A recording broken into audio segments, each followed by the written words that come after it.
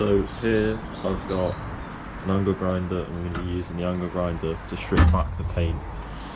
I'm going to show you how to use the angle grinder properly, and you need to make sure that you're using the correct PPE. I've stripped most of the paint down with the prep disc or coral disc. As you can see, you'd need to finish it off with a bit of emery, so obviously spots like that, maybe here. I don't know if I could get to the especially here, because obviously you've got the two joinings there and there, but here should be fine to do on the bottom bracket. But this is a chromoly frame, so it's going to rust anyway. So if you're stripping down a chromoly frame or a steel frame, you need to remember that they do rust, and that if you are going to leave it untreated, you're going to have to put some lacquer on so it doesn't rust like that. But when you're using the prep disc or coral disc, you're going to have to wear the correct PPE, because obviously rust, and then you've got the primer, and then you've got the paint. So goggles at a minimum, mask, and a good pair of gloves so your hands don't get ripped off.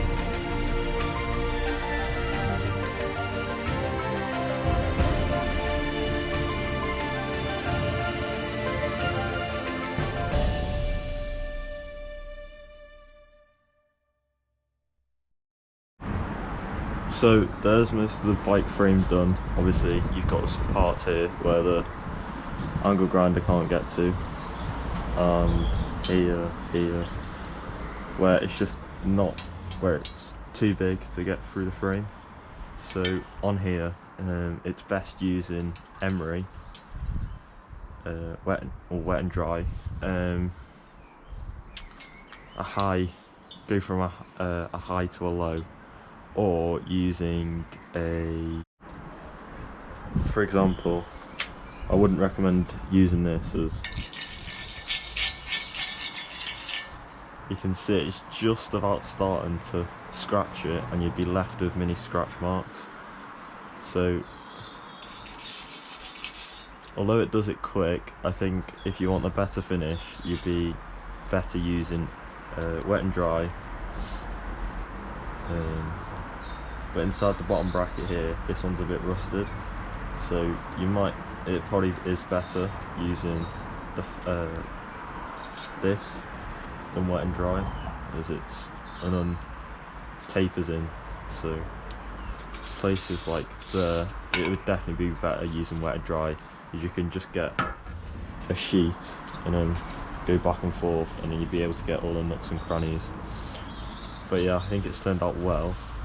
I mean, I didn't show you all the frame, but I showed you most of it and roughly how it works.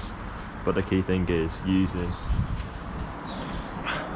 goggles, a mask, a respirator.